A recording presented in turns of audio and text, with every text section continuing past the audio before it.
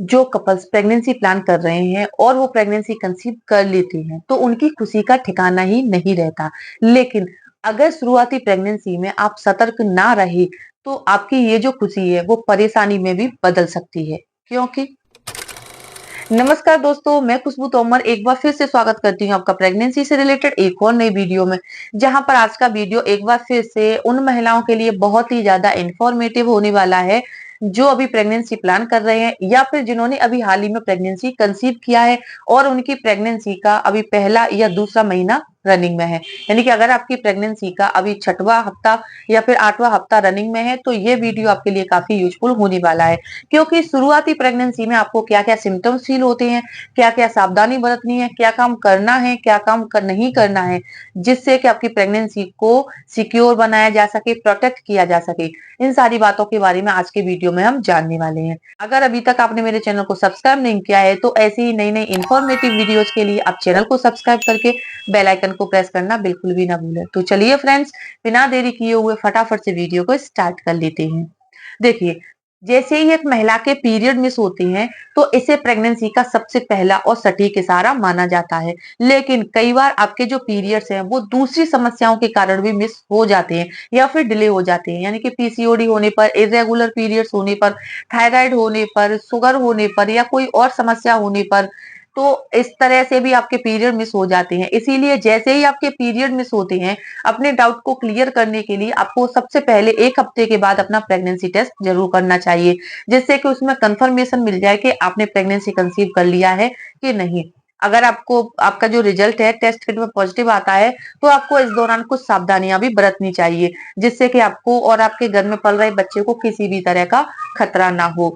जब आप जैसे कि ओव्यूलेशन डेज में या फिर सही समय को ट्रैक करने के बाद इंटरकोर्स करते हैं, तो इंटरकोर्स करने के बाद क्या होता है कि फर्टिलाइजेशन की प्रोसेस शुरू होती है। यानी कि जब महिला के एग से पुरुष का जो स्पर्म है वो कांटेक्ट में आता है तो फर्टिलाइजेशन की प्रोसेस शुरू होती है। जब फर्टिलाइजेशन की प्रोसेस शुरू होती है तो इस दौरान क्या होता है, जब आपका जो बच्चा है वो आपकी गर्भाशय की दीवार से इम्प्लांट होता है यानी कि चिपकता है, तो इस दौरान महिलाओं के गर्भाशय की दीवार के जो कुछ ब्लड वेसल्स है वो फट जाते हैं। जिससे क्या है कि कुछ महिलाओं को यानी कि 100 में से लगभग 10% महिलाओं को हल्की-फुल्की स्पॉटिंग शुरू हो जाती है। यानी कि छठवें हफ्ते में या 8वें हफ्ते के दौरान कुछ महिलाओं को एक आध दाग धब्बा, ब्राउन डिस्चार्ज सा महसूस होने लग जाता है, जो कि प्रेगनेंसी का शुरुआती लक्षण ही माना जाता है। अगर आपको इस तरह का कोई एक आध कभी-कभार महसूस हो रहा है दाग धब्बा, तो ये प्रेगनेंसी का सिम्पटम्स है। लेकिन अगर आपको 1-2 धब्बे महसूस हुए हैं, उसके साथ ब्लीडिंग हो रही है, साथ ही आपको कमर में दर्द हो रहा है, आपको उल्टी करने जैसा मन हो रहा है, बेचैनी हो रही है, आपका बीपी लो हो रहा है, तो ऐसी समस्या होने पर आपको तुरंत ही डॉक्टर के पास जाना चाहिए, क्योंकि ये मिसकैरेज होने का संकेत भी हो सकता है। दूसरी बात, जैसे ही आप प्रेगनेंसी कंसीव कर लेते हैं तो इसके बाद महिलाओं को बार-बार टॉयलेट आने की समस्या शुरू हो जाती है, क्योंकि जब आपके टॉयलेट में एचसीजी हार्मोन का लेवल बढ़ जाता है तो इससे भी और प्रेगनेंसी कंसीव होते ही क्या होता है, आपकी किडनी थोड़ी ज्यादा एक्टिव हो जाती है। बार-बार एकदम से पानी यानी कि यूरिन बनने लग जाता है, जिससे आपकी जो यूरिन की फ्रीक्वेंसी है वो भी बढ़ जाती है।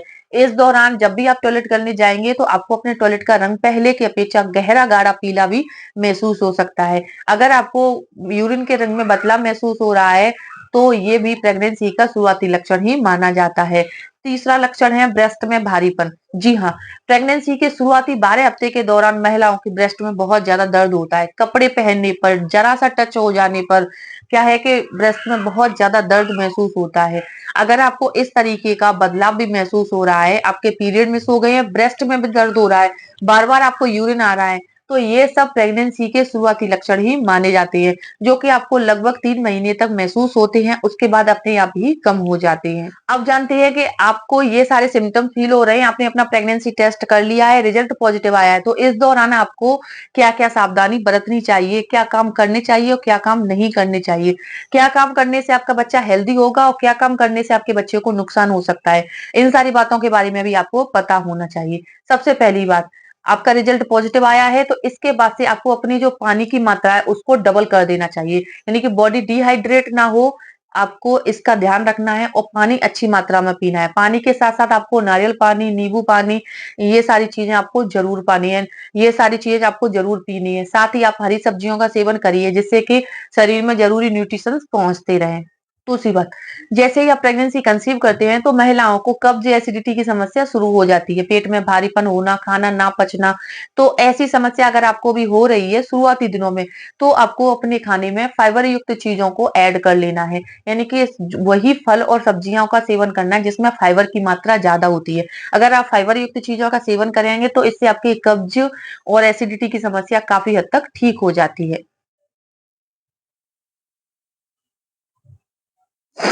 तीसरी बात, हर किसी को पसंद होता है कि वो बॉडी एकदम से उनकी फिट रहे।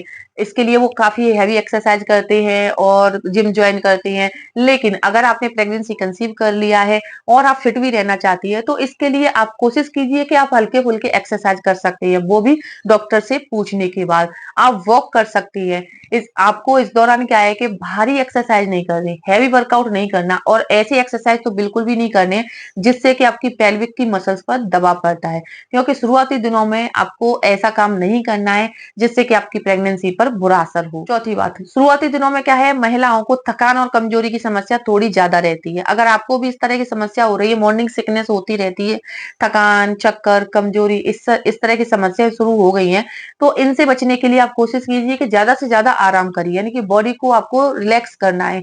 ज्यादा से ज्यादा नींद लीजिए जिससे कि आपकी बॉडी एकदम से रिलैक्स हो जाए और आपको इस तरह की समस्याएं ना हो।